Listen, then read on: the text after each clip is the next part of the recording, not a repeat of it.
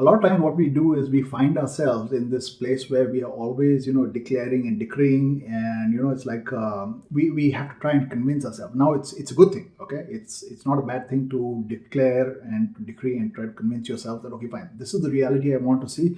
This is what I want to this is what I want to happen in my life. This is what needs to take place.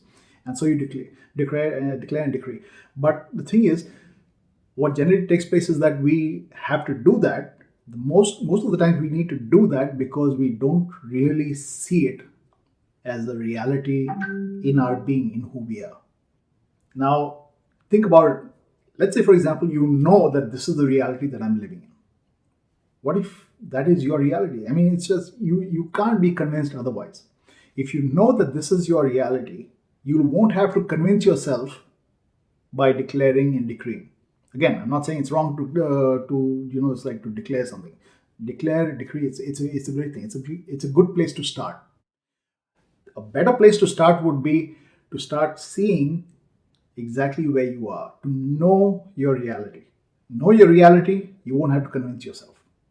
You won't even have to tell yourself something like that. You'll just know what to reject the moment you see a negative thing, something that is not part of your reality, something that is called darkness. You won't even have to think about it.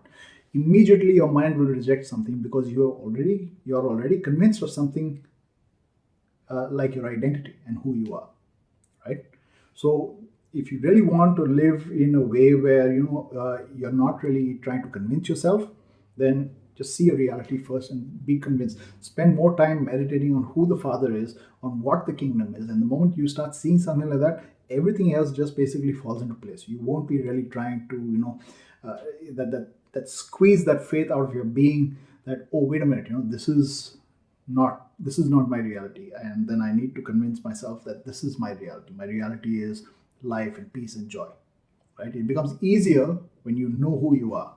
Your identity just creates a reality for you, which is positive, which is amazing, which is glorious, which is who you are as a manifestation of Father God. And it's so much more easier that way.